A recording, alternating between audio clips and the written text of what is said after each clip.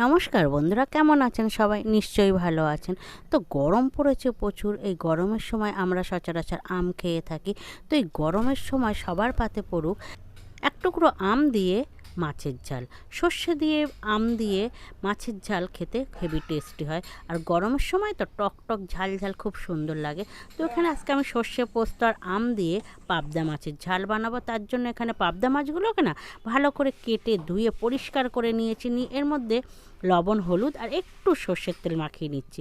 তাহলে কি হবে, আর ভাজার সময় না মাছগুলো তেল ছিটকাবে না, ফাটবেও না। অনেক সময় তেল ছিটকে না, এইসব মাছগুলো গায়ে ছিটকে আসে। তো এবার একটা মশলা তো বানিয়ে নিতে হবে। ওর জন্য 2 চামচ পোস্ত নিয়েছি, হাফ চামচ সাদা সর্ষে, হাফ চামচ কালো সর্ষে আর 2টো লঙ্কাকে টুকরো করে কেটে নিয়েছি। নিয়ে এটাকে মিক্সিতে দিয়ে একটা পেস্ট বানিয়ে নেব।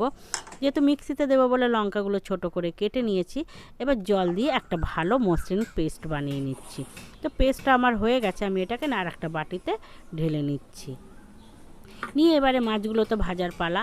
একটা ফ্রাই প্যান বসিয়ে এর মধ্যে বেশ খানিকটা সাদা তেল দিয়ে মাছগুলোকে আমি ভাজবো। একটু লবণ ছিটিয়ে দিচ্ছি, তাহলে কি হয়, অনেক সময় মাছগুলো না গায়ে গায়ে আটকিয়ে যায়। লবণটা দিলে আর আটকায় না। তো সেই জন্য আমি লবণ দিয়ে নিয়েছি। নিয়ে মাছগুলো ভাজছি। তাও দেখছেন তো মাছগুলো কেমন ফাটছে। তো পাবদা মাছ কিন্তু বেশি একটা কড়া করে ভাজে না, এটা হালকাই ভেজে নিতে হয়।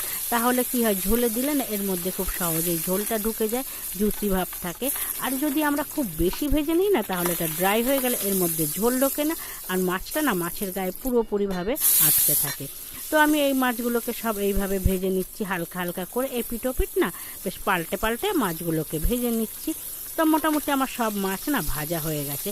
এবার মাছগুলোকে আমি সব তুলে একটা প্লেটে নিয়ে নিয়েছি। মাছগুলো দেখুন কত সুন্দর হালকা হালকা ভেজে নিয়েছি। এবারে এই মাছগুলোকে আমি ঝাল বানাবো। তো এই মাছগুলো ঝাল করব আমি ওই মাছ ভাজার তেলে। মাছ ভাজার তেলে না মাছগুলো না ঝাল করলে না অত টেস্ট হয় না। সেই জন্য ওই তেলের মধ্যে কালো জিরার কাঁচা লঙ্কা ফোড়ন দিয়ে ভালো করে বেটে নিয়েছি। নিয়ে সর্ষে বাটাটা দিয়ে ওর মধ্যে লবণ, হলুদ আমি দিয়ে দিয়েছি। তো এই সময়টায় না আমার কারেন্ট চলে গেছিলো, তার জন্য না একটু দেখাতে আমার অসুবিধা হয়েছে। তো যাই হোক, এটাকে হালকা একটু নাড়িয়ে নিয়ে এর মধ্যে আমি দিয়ে দিচ্ছি মিক্সির বাটিটা ধুয়ে জল। তবে বেশি জল দেবো না, যেহেতু এটা মাখা মাখা রাখবো সর্ষে পোস্ত দিয়ে, ওই জন্য জলটা আমি অল্পই দিয়েছি। দিয়ে জলটা ফুটে গেলে এর মধ্যে আমি দিয়ে দেব মাছগুলো। দেখুন ঝোলটা বেশ ভালো ফুটে এসছে। এর মধ্যে কালারের জন্য অল্প একটু কাশ্মীরি লঙ্কার গুঁড়ো দিয়েছি। দিয়ে ভালো করে এটাকে নাড়িয়ে নিয়েছি। নিয়ে এটা ঝোলটা বেশ গাঢ় হয়ে এসছে। এই সময় আমি মাছগুলো ওর মধ্যে ঢেলে দিলাম। দিয়ে এটাকে খুব ভালো করে একটা একটা করে ফ্রাই প্যানের গায়ে আমি পাতিয়ে দিচ্ছি। তাহলে কী হবে, প্রত্যেকটা মাছ ফুটে যাবে ভালো, আর এর মধ্যে ঝোলটা ঢুকে যাবে, বেশ জুসি ভাব হবে। তবে এই মাছ কিন্তু বেশি ফোটালে, জল দিয়ে বেশি করে ফোটালে ভেঙে যায়। এটা খুব নরম মাছ, একটা কাঁটার মাছ তো, যার জন্য এটা খুব বেশি ফোটানো লাগে না। তো আমি মিডিয়াম আছে এটা মিনিট 5 ফুটিয়ে নিয়ে এর মধ্যে ঝুড়ি ঝুড়ি করে কেটে নেওয়া একটা আম আমি ওর মধ্যে দিচ্ছি। দিয়ে আবার ভালো করে এটা ফুটিয়ে নিচ্ছি। তবে আম তো বেশি জাল দেওয়া লাগে না, অল্প সময়ের মধ্যে গলে যায়। তাও আমি আবার মিনিট 3-4 গ্যাসটা কমিয়েই আমি ফুটিয়ে নিয়েছি।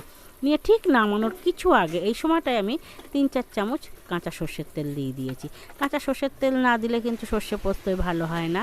তো সর্ষের পোস্তর মধ্যে কাঁচা তেল দিলে স্বাদ গন্ধ দ্বিগুণ হয়ে যায়। তো দিয়ে আমি এটাকে একটা ফুট দিয়ে ঢেকে রেখেছিলাম। দেখুন কত সুন্দর কালার হয়ে গেছে।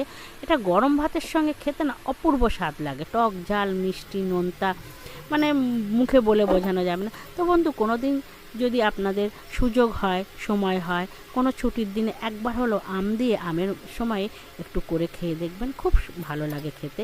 আর আম তো শরীরের জন্য খুবই উপকার গরমকালে।